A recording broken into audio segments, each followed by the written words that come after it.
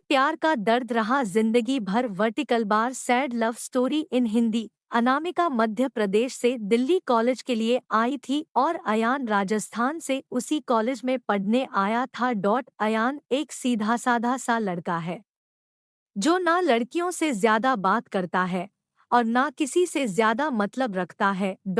अयान की यह बात अनामिका को बहुत अच्छी लगती है और वह किसी ना किसी बहाने से अयान से बात करने की कोशिश करती है।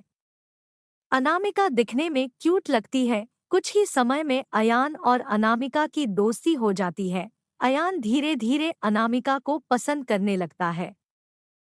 दोनों दिन भर कॉलेज में बातें करते अपने हर लाइक डिसलाइक को शेयर करते हैं और कुछ समय में बहुत अच्छे दोस्त बन जाते हैं।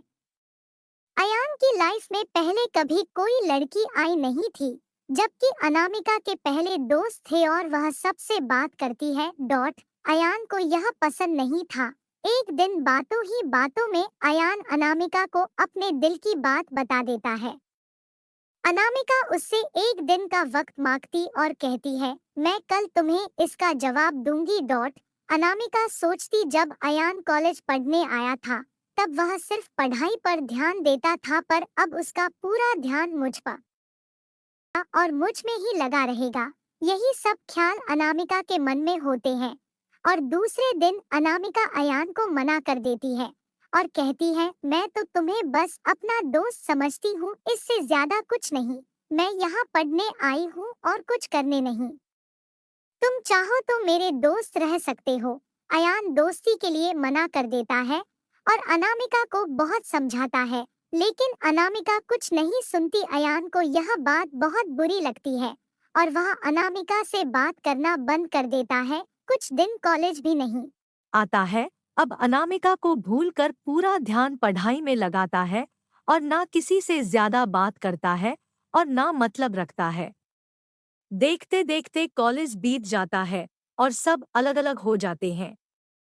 अयान कॉलेज में टॉप कर जाता है और सबसे पहले नौकरी पा लेता है। 2-3 साल बीत जाते हैं, ना अयान को अनामिका का पता रहता है और ना अनामिका को अयान का कुछ पता रहता है।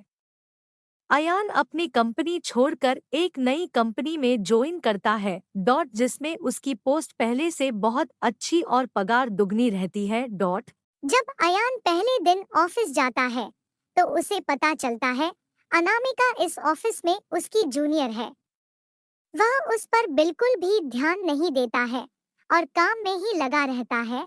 कुछ दिनों ऐसा ही चलता है, पर दोनों एक दूसरे को पहले से जानते थे और एक दिन दोनों को एक प्रोजेक्ट के लिए साथ में बाहर जाना पड़ता है। प्रोजेक्ट के बाद ना चाहते हुए भी अयान और अनामिका की बात होने लगती है। अनामिका अयान को समझाती है, आखिर उसने उसको मना क्यों किया था।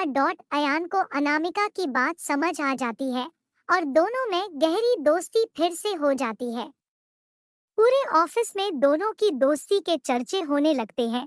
अयान सीधा साधा लड़का रहता है, उसको ज्यादा कुछ समझ में नहीं आता है। अयान कुछ समय बाद अनामिका को डिनर पर ले जाकर फिर से प्यार का इजहार करता है। अनामिका इस बार अयान से मना नहीं करना चाहती, पर उसके पास कोई चारा नहीं है क्योंकि कुछ ही दिनों में उसकी शादी होने वाली रहती है। अनामिका अयान को अपनी शादी की बात बताती है। इस बार अयान का दिल पूरी तरह टूट जाता है। वह बिना कुछ कहे वहां से चला जाता है। अनामिका रात में सोचती है कि अयान से अच्छा लड़का मुझे कभी नहीं मिलेगा। वह फैसला करती है कि कल अयान को हाँ कर दूंगी और मम्मी पापा को अयान से शादी के लिए मना लूंगी।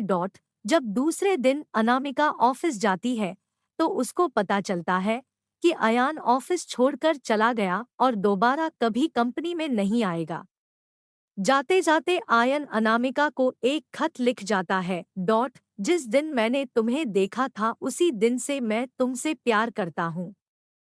मैं तुम्हें जिंदगी में कभी नहीं भूल पाऊंगा। तुम जहां भी रहो, जिसके साथ भी रहो, खुश रहो। अब इस जीवन में इस दर्द के साथ ही जिंदा रहूंगा। मैंने हमेशा तुमसे प्यार किए और केवल प्यार किया है।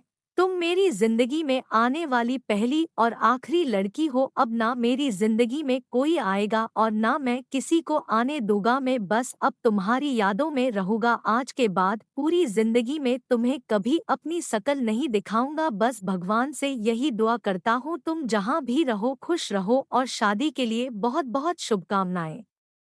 अनामिका आयन को खोजने की बहुत कोशिश करती है पर कई साल के बाद भी उसको अयान नहीं मिलता और वह अपने माँ बाप की पसंद के लड़के के साथ शादी कर लेती। इस तरह दोनों हमेशा हमेशा के लिए एक दूसरे से बिछड़ गए और दर्द के साथ अपनी जिंदगी व्यतीत करते हैं। दोस्तों, आपको हमारी sad love story in Hindi कैसी लगी हमें कमेंट करके जरूर बताएं।